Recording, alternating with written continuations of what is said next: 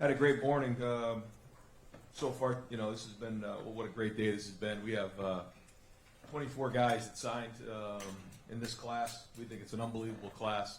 As this coaching staff is inaugural class, there's a lot of people that had to make this happen. And the thing that I want to make sure I do first off publicly is thank the families.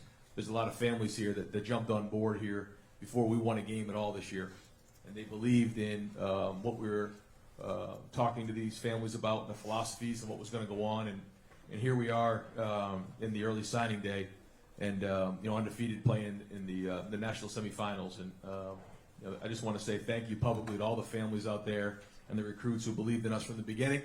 And this is going to be one heck of a class. We have 8 guys from Ohio. We've 13 states represented, and 14 of these guys are coming at mid-year, which is the highest we've ever had here. And so we're excited to get these guys in here and get to work. So with that, I'll answer any questions. We'll open it up. Third row left. Dan? Ryan, obviously you guys had a couple defensive backs who are committed who haven't signed yet, but other than that, is the class pretty much full at this point? Yeah. I mean, 24 guys. That's a full class right there. And I thought the staff did an unbelievable job. You could tell the relationships that were built to get guys like Legend Cavazos and Ryan Watts, Lathan Ransom, Court Williams, to get these guys here, going through the turmoil that we went in with losing Jeff. This goes to show you how much these guys love Ohio State, how much they want to be here, and how much they believe in the development that goes on here. And they made their commitment to Ohio State. And I know Buckeye Nation is really happy they signed today. What was that process like with the defensive backs? Who all was involved in that and kind of playing those roles that Jeff Hafley otherwise would have played? Yeah, we just talked about how, when you come to Ohio State, you're going to go to practice every day, first off, against the best players in the country. So every day, there's been NFL GMs and head coaches who come in and ask to watch our practice film. Why? Because there's first-rounders going against you every single day. So that's one of the things that we do. And then also, Mickey Marotti is a huge part of the development here at any position, certainly at DB. And that this defense is not going to change. This is a defense that I had a vision for, and Jeff came in and did a great job of, putting that defense on the field this year. But that's not going to change. We recruited to this system, and it was a team effort. It was everybody just communicating with that. It was Mark Bantoni. It was Matt Barnes. I obviously had a big hand in it. Did you guys have anyone serving as a temp assistant coach in Hafley's place on the recruiting trail? No. Jeff was out there recruiting up until the last day of recruiting when we were on the road, and Jeff also reached out to those guys and understands that this has been a great place before Jeff came, and it'll be great after he left, and that he was fortunate enough to be a part of this thing, but we're going to be in great hands moving forward. Front row middle. Dave? As you mentioned, most of these guys in this class committed well before. You guys were 13-0. How much momentum, Ryan, does this give you going into 2021, or maybe what are some of the positions that are of the utmost importance to you in that class? Yeah, I mean, I think it's unbelievable momentum. Just talking about getting some of the best players in the country, but the best people. I think you're going to find out as these guys come in, there's some of the best people I've been around, just in terms of the way that they handle their business on and off the field. Great students, captains, leadership, and again, loyalty. From the get-go on this thing, these guys have been loyal. There are a couple things that came through, whether it was the change in staff from Coach Meyer to me in our staff, and then also just not knowing throughout the summer what this year was going to look like, and there was a faith there, and that means a lot to me. And then for the guys who lost Jeff right here a week before signing day, so that shows a lot about who these people are. And I thought going into this recruiting cycle, offensive line was a huge deal, and I thought Coach Stud did an unbelievable job. We signed 6 offensive linemen, 3 from Ohio, 1 from Indiana, 1 from the state up north, and then 1 from New Jersey. Paris Johnson, the number 1 tackle in America. He's been with us all along. He helped us in recruiting. He and his mom Monica were a huge part of this thing, and I owe them everything, because they've kind of kept this thing together for us. They've been a huge part of it, and he's going to have an unbelievable career here. But again, that was a position in need going into this class, and I thought we hit a home run there. Just real quick, I want to get your opinion on the timing of the early signing period in football. For years, it was debated: will there be an early signing period in college football? And I think a lot of us thought if there would be one, it'd be like basketball, it'd be before the season. I know you're a guy; that's just the way it is. That's how we're going to attack it.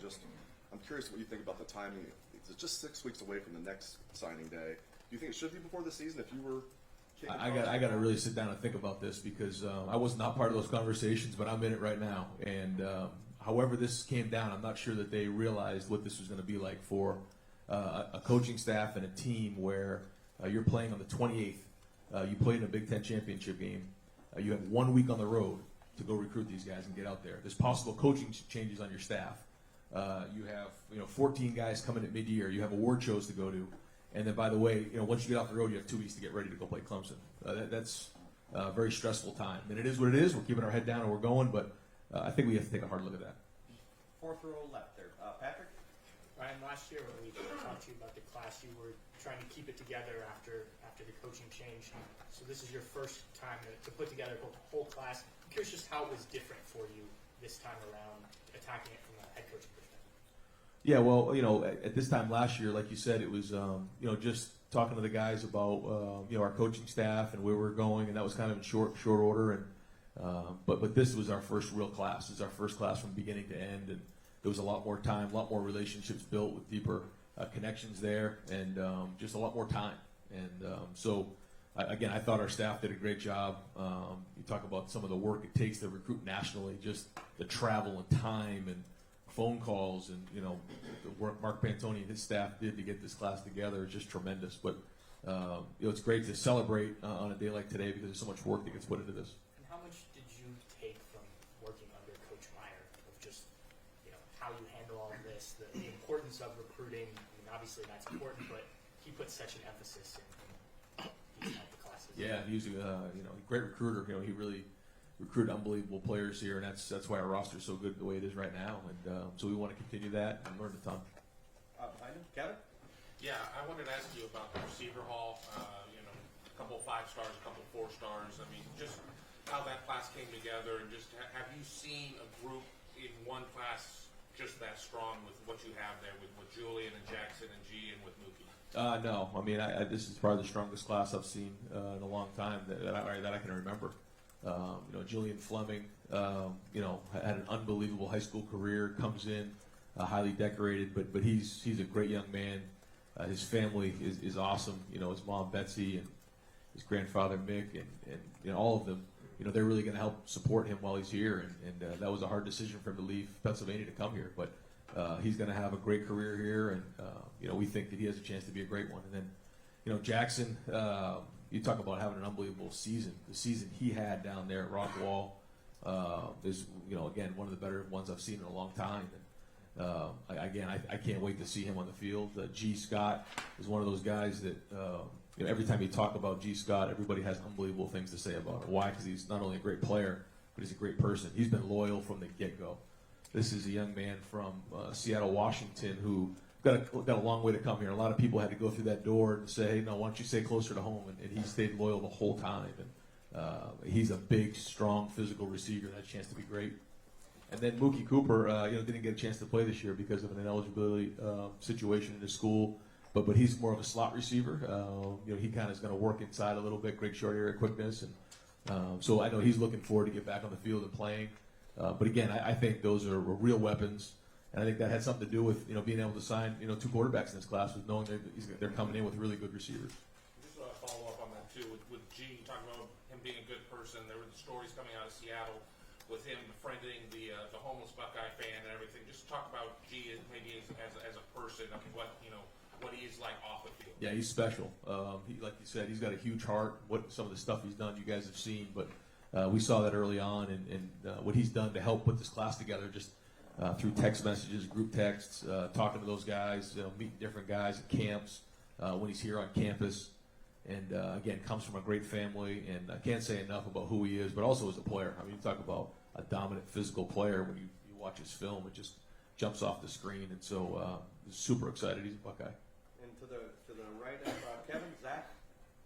Coach, what's your relationship like with Luke Weichler, both East Coast guys coming to the Midwest? So I'm wondering if you guys bonded over any of that type of stuff. Yeah, we did. And his coach Augie Hoffman played at Boston College when I was there. He was an offensive lineman, and that's an area that I've recruited. When I was at Boston College, it's a great school, and Luke's another guy who was bought in from the beginning. He never wavered at all. I think he's got a chance to be a great interior lineman. You talk about somebody who really takes a lot of pride in the way he goes about his business. He's going to come in here. He's going to be detailed. He's going to work hard. He comes from a great program. And again, another guy that I think's got a great ceiling. Yeah, how do you think he exemplifies both East Coast and Midwest qualities? Yeah, well, it's a good question. I think he's definitely got some Jersey in him. He's got an edge to him, but he also has that hard-working mentality that I think, and he's got a lot of pride and loyalty. So I agree. I think he's got kind of both things. You remember who his dog's named after?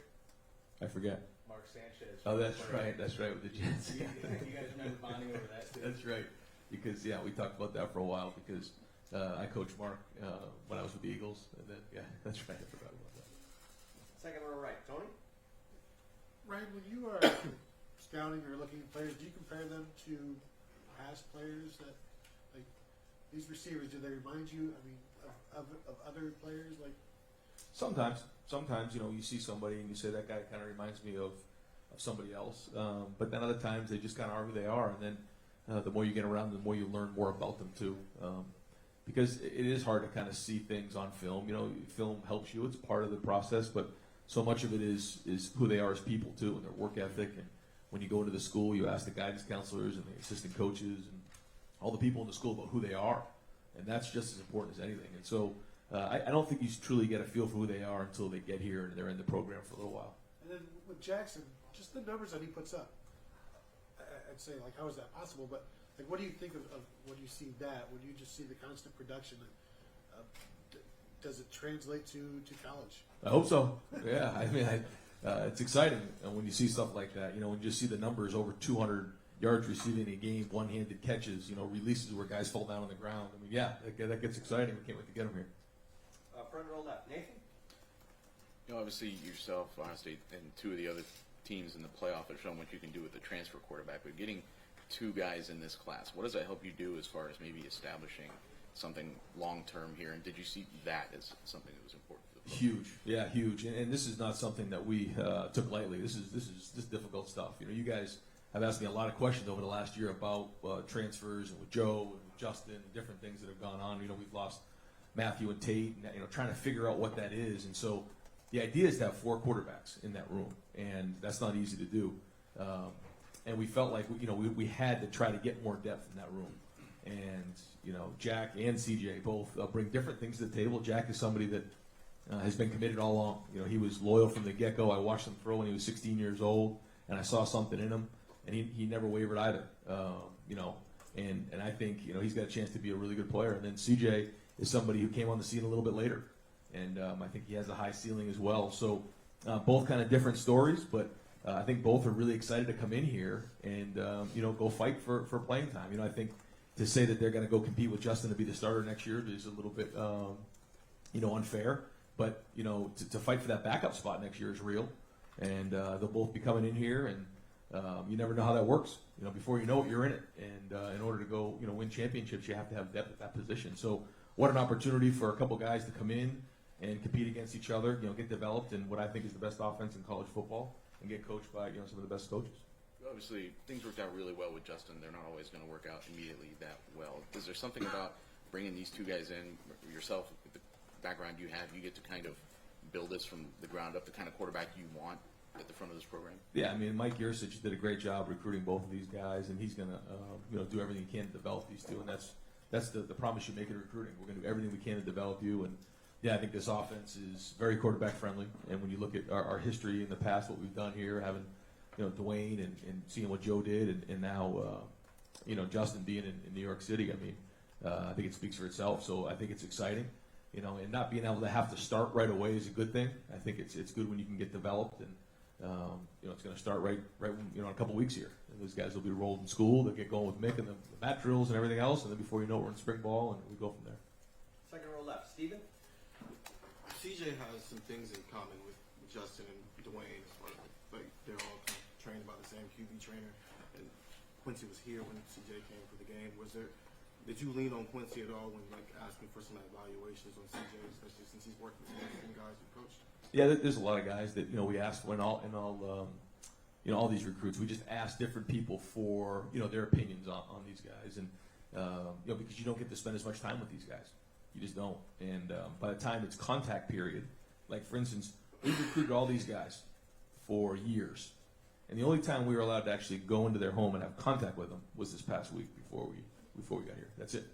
So all the other time is on campus. So many people around the school at these camps, different people you trust, are the people you ask to find out more about them. And then the more people you trust, and you trust their opinions, you kind of go with that as time goes on, and then you make your own opinions. But yeah, certainly I think the mark of a good recruiter is asking a lot of questions and finding out what other people think. And then you made an emphasis on wanting to, kind of take back Ohio when you first took this job in recruiting, and you did that with this class. And you were also off to a good start with that with 2021. But the majority of I think all of these guys in this class are from Southern Ohio. We just saw Joe at Southern Ohio guy win the Heisman. Where did you guys kind of locate in that area when you guys were looking for recruits? I don't. Until you said that, I didn't really notice that. You know what I mean? It's really has nothing to do with the location in Ohio, other than I think that's maybe just circumstance more than anything. But maybe in a couple years it'll be all in northern Ohio. But because I think Trey's from he's not from Southern Ohio, but there's just kind of trends, I guess, as time goes on, and so we're just obviously Ohio has a priority for us and always will. And certainly offensive lineman from Ohio, that was great for us. That was really big, and then we'll keep recruiting Ohio because they have priority, and it means a lot to the people in Ohio to be Buckeyes and to be a part of this thing, and that matters to us.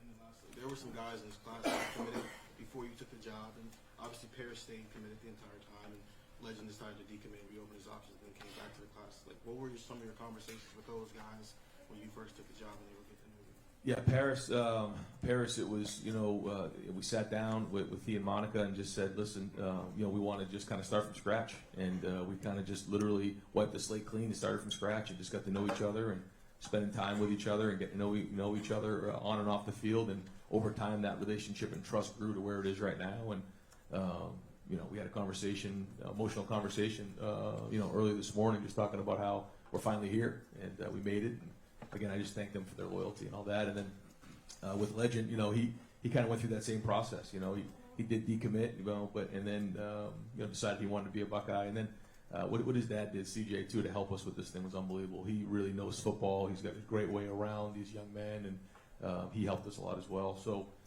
both of those guys really mean a lot to me. Right next door. Ari? Hey, Ryan. In a world where the transfer portal exists, is it easier to get two elite-level quarterbacks because they've seen players like Joe Burrow go off and be successful if things don't work out? Like, is it just the world you live in where they have that as a safety blanket? Yeah, I don't know. I try not to think about that. I know it's real. I know it's a real question, but we bring in guys to come in here and develop and get a degree from Ohio State and go play and stay, throughout their career. And we try to, tackle those things as they come up. And I understand the question, but I hope not. I hope people don't leave. You try to bring guys in, but there are situations that come up, and you try to deal with them, one situation at a time. But I know this. I think our future quarterback is much stronger after today. Are you ever going to go into a signing day without complete panic? Because just like last year, you had to keep everything together, and then of course with Jeff this year, you got pretty good at it. I mean, what's it like just those last 48, 50, 60, whatever hours? Yeah. There's a lot of stress. There's a lot that goes into it because there's so much time put into it, and again, it goes back to relationships. And I think if you've built those relationships over time, and you've built trust, then when things like this come up, you can kind of just calm the waters a little bit, and I think that's what happened. And one last thing, you've commitments, I think, from 13 different states. I'm in this class, and when Urban Meyer was here, obviously he brought this program into the national spotlight and was taking the already big Ohio State brand and it made it a national brand. But part of that was because he was like a larger-than-life figure that everybody knew. I was wondering if that was going to be able to continue that way with you being in your first year. I was wondering, did you have a lot of challenges continuing to keep that national recruiting approach? What difficulties did you maybe encounter, and how do you think you were able to continue signing like a national, like Urban Meyer-like class in your first year doing this? Yeah, I certainly think that what you say is accurate. I also think that the world's gotten smaller. I think with the internet, with just the way the world is now, no matter where you go, and they see that block O, I mean, it's unbelievable. It doesn't matter.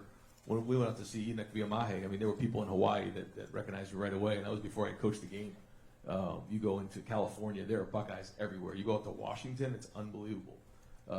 Went down to Charlotte, North Carolina, did the Nagurski Award. There was a whole Buckeye club of just hundreds of people.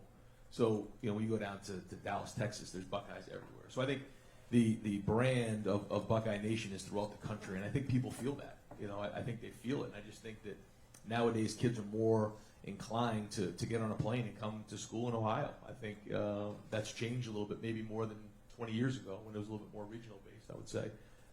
But no, I think that for the most part, families are supportive of their sons in doing that. There are some that we faced where they say, you know, we want you to be closer to home, and that happens. You know, I'm not going to get into specifics on who those were, but you know, they wanted to stay within, you know, maybe an 8-hour radius or whatever that is. But you know, we try to target the right profile for Ohio State. You know, making sure that we have the right students and the right background and everything like that, and then we go get them. And you know, we find out if there's real interest. You know, we try not to talk people into coming here. That's the other thing. You know, I think that the day of selling and just trying to get guys to sign up their name on a piece of paper, those days are over because of the transfer portal. And so you have to talk to them about your school, talk to them about what you're going to do. You have to treat them the same way that they're being recruited, and then you go from there. And so I think our staff did a great job of that, and it's great to see, you know, such a variety of guys throughout the country coming in this class. Ryan, I understand that Ohio State's a big brand. I mean, there's no question about it. But there are other programs in this country that have big brands that can't recruit the way this place has been recruiting the last 7 years. And Urban Meyer had a name to him, you know, and maybe you're building yours now in the playoff, undefeated first year. But did you encounter any, when you're on the road, when Urban Meyer would walk into a high school, maybe even with the people, everybody knew who Urban Meyer was. Maybe you didn't have that at the beginning of the year. Was there any difficulties in continuing that?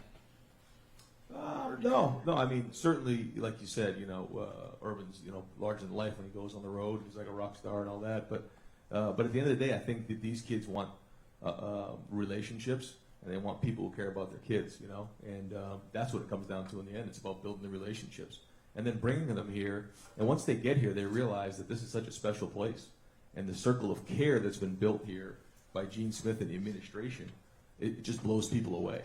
And I think they feel that family atmosphere. You know, it's hard to find a place where you're competing for national championships, but when you walk in the building, you just feel the love and you feel family. And I think more than anything, that's what a parent wants.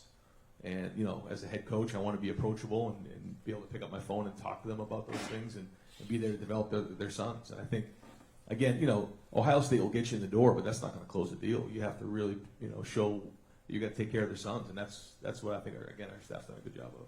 Front row right, Austin. Ryan, I don't mean to belabor the quarterback point, but you know, signing two, especially as difficult as your process is anymore, as you talked about a number of times, you didn't get to sell the same thing that other schools that were just looking for one guy. How did you have to tailor that message? How did you pull this off, I guess? No, it isn't even pulling it off. It's just what a great opportunity. You know, I think if you're a high school quarterback right now, you know, with an opportunity to come play quarterback at Ohio State, I mean, there's a lot of people that would want to do that, and it's an exciting time, you know. And just look what we've done the last couple of years, and look what Justin's done, look what Dwayne's done, and obviously look what Joe's done. And so when you combine that all up, yeah, there's some great excitement. And I think, you know, for the situation that we have, it's unbelievable because you have Justin and you have Gunner, but other than that, there's nobody in the program other than, you know, some of the other walk-ons who are still developing, and we hope that they become you know, candidates to win a backup job or whatever. But you know, in terms of scholarship guys, that's it. You know, because we had the hole in there with Matt and when Tate left, and so I think that was exciting to them, and they want to get in here and get developed. And I think they see what we're doing on offense and excited to them. And at running back, I think it was probably an up and down year for you a little bit recruiting there. To end up with Mayan, what made him the guy? Well, first off, he's from Ohio. That matters a lot. He's a big, strong, physical back. He's very, very productive. Everybody in that area just talked about how strong of a runner he was, how productive he was. And so, you know, after we kept going through it over and over again, we've looked at a lot of people throughout the country. We're like, wait a minute, we got one right in Ohio here. And I think that meant a lot to us. And I just think he's going to have a great career. He runs with an edge. He runs tough. He runs hard. It's like he's angry when he runs. We like that. So, and he's big and strong. So we just think that he's a great fit. He's another Buckeye. Far left, Lori. Urban Meyer always said the number one trait that he looked for in a recruit was competitiveness. What's the number one thing that you want when you're out recruiting? I mean, competitiveness is one of them, but there's so many more things that go into it, you know, that we look for. It's the whole package. And whether it's the film, whether it's the transcript, whether it's what people say in the school, it's just a piece of the pie. And I think when you start to put all those pieces together, you get a good picture of who they are. But there's a lot that goes into it, and the right fit, the right background, the right family situation, and it's not always a perfect thing, like we'll just look for one thing. No, it's a lot, and especially here, because there's a lot of people who want to be Buckeyes, and so we can go recruit some of the best players and best families and best students in the country, and we don't have to compromise in one of those areas. Ryan, this is as much of a bounce in your step as I've seen in a little bit. If your feeling after the Michigan win was one of relief, what is it today? Oh, this is exciting. This is a great day for us. I mean, the amount of work that gets put into putting a class together, the phone calls, the traveling, the meetings, just on let's say it's a junior day after spring ball, the meetings in your office to talk to families and all you can't imagine the amount of time it takes in recruiting. And to put together a class like this, it's just great. And we have great people too. So, you want to know where the program is headed. Obviously, you look at how we did this year, but that's great. But when you want to look at the future, you look at recruiting. And not only do we have great players, we have great families and great students and great people and great leaders who are loyal. That it wasn't easy for them. It wasn't like this was real smooth this last year. We had a coaching change. We had Coach Halfley leave a week before signing day, and these guys stuck in there. And that goes to show you when adversity hits, these guys are going to be strong. And so it's exciting for our programs. It's our future. Second row left. Bill? Ryan, you guys are preparing to face a pretty versatile defender in Isaiah Simmons. You've done a lot of different things with Pete Werner this year. When you guys look at Court Williams, do you see him as that kind of player? And just what did you guys like about him as you evaluated him? Yeah, first off, Court isn't. I'll be surprised if he's not a captain when he's here. I've said that to he and his parents a million times. They're probably tired of me hearing me say that. But state champ, in California, which is not easy to do. He comes from a great program, same program as Wyatt Davis, and the coaches at Bosco do an unbelievable job. And to go and win the way they did, the state championship, play the way that they played, he's playing at a high level. And he's got a lot of versatility. He can do a lot of things. And so we're going to find different ways to get him on the field. Like you said, he's kind of, he's a little bit different style than Simmons. Simmons a little bit longer. Court's maybe a little bit more compact and a little bit bigger. But same idea, though. You can use different things with them, and those are the kind of guys you want. Is it hard to evaluate guys at the high school level when you're looking for somebody like that? Like, how often do you encounter high school programs who use guys in that way? Or More and more. I think more and more now. I think more with the 3-down fronts and the hybrid fronts, you're starting to see more of that in high school. And this offensive line class, we talked about it a little bit. It looks like you have a pretty good mix of guys who, if you needed them to, are a little advanced, could be PD maybe next year, and then some more developmental guys. Is this the sweet spot for an offensive line group? And then for those developmental players, how important is it that they come from Ohio and neighboring states and not from far away? Yeah, you hit it right on the head. I think it's a great mix. I think you're looking at guys like Paris and Luke who have an opportunity to come in here and compete right away. I think Trey and Jacob, Josh. They know they have a little developing to do. Whether it's just playing more, whether it's physically, whatever it is, they need to get in here and just learn the offense, learn what's going on, get bigger, get stronger. Josh Myers took him 3 years to get on the field. There's nothing wrong with that as an offensive lineman, and sometimes that's the best way to go about it. But yeah, like you said, there's a nice combination there. And again, I having those Ohio guys here who are loyal, who they're going to put years into the program, they're going to develop, they want to get their degree here, they're Buckeyes. Yeah, that means a lot. You need to have that in the program, and these are great guys. I mean, you talk about Jacob James and what he did at Elder this year, and his family are great people. So we're super excited. Front row right. Bill? Ty Hamilton's the only local kid here. What do you like about him? Is he one of those developmental guys, or what do you like about him? Yeah, I mean, going into this year, Ty had some stuff going on, but nothing huge. And when you look at what Devon did, first off, that's kind of the model. But Larry Johnson saw something in him in camp this year that he really liked, and then all of a sudden he had a great year. He was kind of terrorizing every team he played. Played big, played strong, and I think he's got a chance to be really good. And I think he probably has a chance to have a bigger impact early on in the career than we thought maybe going into this season. So between he and Devon, they really had great seasons. How similar is he to? I think he's different. Yeah, I think Devon's a little bit bigger, and thicker. Ty's a little bit more quicker, maybe a little bit more explosive. But I'm sure if you asked them, they would fight over both of those things. And just having been through the whole cycle for the first time, what was there about the process that you could not have anticipated until you went through it?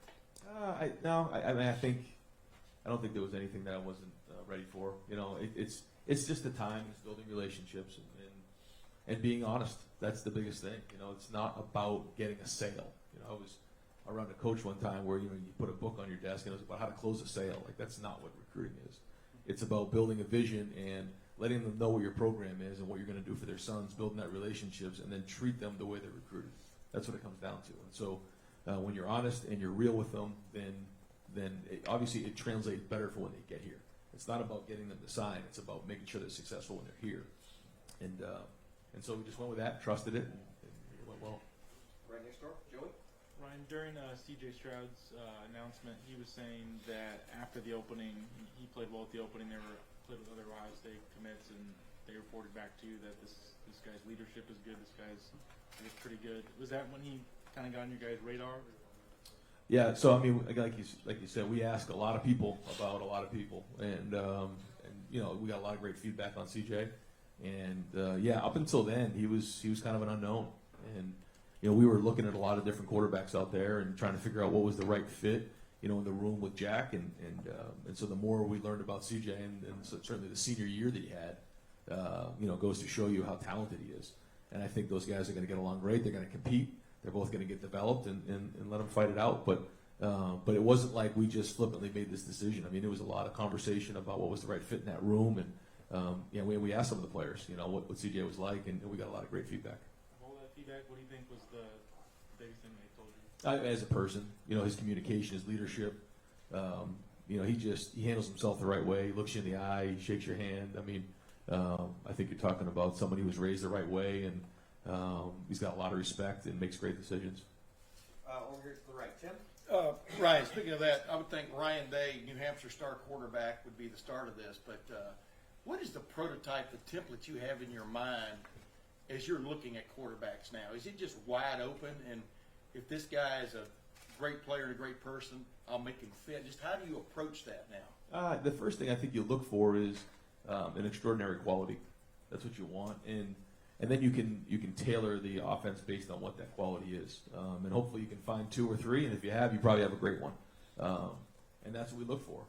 There's a lot that goes into it. There's certainly the aptitude of being able to handle information, you know, see the field, accuracy, athletic ability, size, ability to handle adversity, family situation. You know, what's it going to be like when they're not named the starter? Are they going to, you know, their parents going to come in and ask to transfer right away? I mean, there's a lot of things that go into play, and we do the best we can to make that decision, and we go from there. Hey, one quickly following up on that, did you actually ask, like Jack and CJ, hey, give us a 2-year commitment? I mean, you know, does that even come up with the transfer portal situation as it is? I mean, do you ask for some kind of like tacit commitment? No, what we tell them is, you know, that we expect them to be here and graduate. That's what we expect. And, you know, in this day and age, you know, I know that the transfer portal's in there, but that's not even a conversation. That's not even something we bring up. It's about coming in here, competing, winning a job, and getting your degree and going on to do great things. And that's it. Because we know that everybody knows they have to compete. And the only thing I can guarantee is that there's going to be 2 or 3 other guys in a room, really good players, because they're getting recruited by Ohio State, that they're going to have to compete against. And, you know, if you believe in the system, if you believe in what goes on, you look at what JT and Cardell and Braxton did. You look what, you know, Joe got his degree from here. He fought it out. It was hard, but he got his degree, and things are going good for him, and it went good for Dwayne. And so if you just hang in there and you work through it, good things are going to happen to you, and they'll happen to these guys as well. Another quick thing, KJ Hill was a signing day commitment way back when and stuff. Is he an example of development that this program can bring along? I mean, do you use him as an example of where you can? Yeah, I do. I guess, you know, in your mind. Again, I wasn't here when he first got here, but KJ's just had production throughout his career, really. Though I mean, since I've been here, he's been clutch.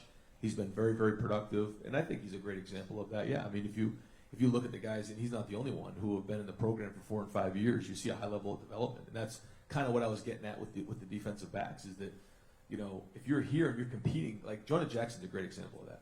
Jonah Jackson comes in and competes against Devon Hamilton. He's blocking Chase Young every day for the last year. Guess what? He's a first-team All-Big player. Why? I mean, there's a lot of reasons that come into it, but one of them is you're going against great players every day, and that's the same thing in every other position. Last couple groups of questions. Front row left, Doug. Ryan, do you have room if another guy or two wants to be a Buckeye? We might be able to make some room. Overall, it's funny how that works. Overall, I mean, you're going to have some guys leave for the NFL. Just overall on numbers, and I know it's always fluid, this kind of thing. Like, how are you overall, just looking ahead? Yeah, well, we're kind of right at the number right now, but there's some wiggle room in there. I forgot to ask about DeJuan Jones on Monday, so I'm going to make it a recruiting question today. A guy like that, a year ago, he's kind of like maybe a raw guy with some tools. What have you thought of his development this year? And then, are you sometimes intrigued by recruits like that who maybe aren't as polished, but you think, man, we might be able to do something with this guy? Yeah, I just talked about it today, walking out in the field, that we didn't, Enoch Giamahe and DeJuan Jones were not really even much on our board all that much at this point last year. And then we went out and found those guys, and Enoch was pretty heavily recruited, but DeJuan really wasn't. He kind of came on the scene late, and to see the way those guys have developed, those guys are really good players. I mean, really good players. They work hard. They're great kids. Stud's done a great job and they've gotten a lot of work this year. We were talking about that the other day. Typically, young offensive linemen don't get as much work, game experience. These guys played, and when you're on the scout team going against those guys, Jay Sean Cornell and Coop and those guys every day, you're just getting better. I think they've done a great job, and both those guys came in the summer, and it's December, so 7 months, they've come a long way. You told the story a couple of years ago. You're in California watching Jack Tuttle, and you come across Chris Olave. You have 2 Arizona kids, 2 California kids, a Washington kid in this class. You were involved with a lot of other guys in that area of the country.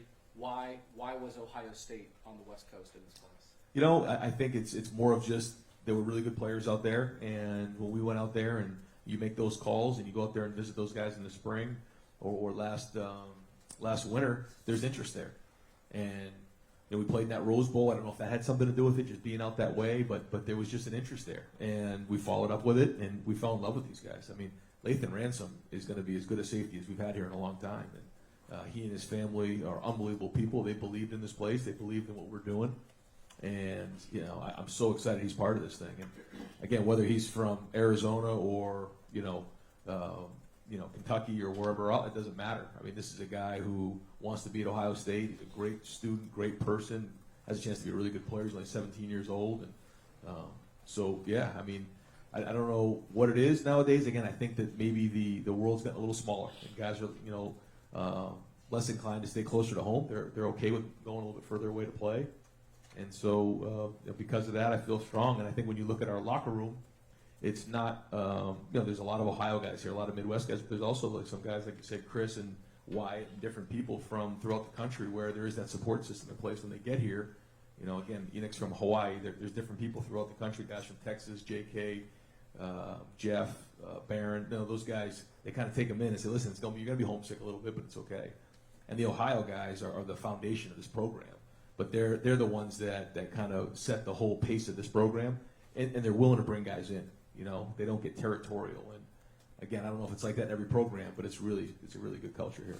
And final question, second row middle, Steve. Yeah, Coach, you've talked several times today about getting guys their degrees. As I looked at your commencement list the other day, I think 11 of your 22 starters for your bowl game will be Ohio State graduates. I know your kids come here hoping to get to the National Football League, and plenty of them will, but is this also part of the recruiting pitch that just watch our game? This guy's a graduate, this guy's a graduate. Just, I don't know, what do you say about that and the support that those guys have gotten here? Yeah, I'm really proud of that. And I think that there is, for people who don't know Ohio State, sometimes they think because we play at such a high level of football, there's a little bit of that factory tag. And then the closer they get to the program, they realize that's nothing to be the case. And when you look at the guys who are on our team, when you look at how veteran we are, I think that goes to show you why the season we've had is because we have veteran guys. We have graduates out there. We have some senior laden. We have a senior laden team, and that matters. And I think the more veteran you can be, the better. And the more you can develop these guys and get them into their 4th and 5th year, the better it's going to be. And And then some of these guys, a lot of these guys are working on their masters, and the way that it's organized for these guys, where they can get their masters paid for and come back and finish it, it's as good as there anywhere as there is in the country. And so, when you combine all that together with competing for national championships, it makes it very, very attractive for recruits. Just last thing, we talked to you Monday. You've now had a couple more days of practice to prepare, and you're sending everybody away to go home for a few days. What have you learned about this team the last 2 days? Are you happy with the preparation? If you feel like you got everything you needed to get accomplished? Well, it's very different because we practiced 5 of the last 6 days, and typically you have different phases as you get ready for bowl practice. But this was very different, and we had 3 really good days of practice. Had a good day of practice today, but they need to go home for 3 days and get away, and then meet us in Arizona on Sunday, and then have a great week of practice. It's a long season, and it's almost like having just a couple of bye weeks getting ready for a game. It's not really like getting ready for a bowl game, in my opinion. And so I think these 3 days are going to be critical for them to get home. It's only 3 days. You make it. We kind of making it sound like as coaches like they were going away for a week. They get away from us for a few days. It seems like a long time, but they get home with their families. They deserve it. They need to get some rest and then see us in Arizona. Great. Coach, thank you very much.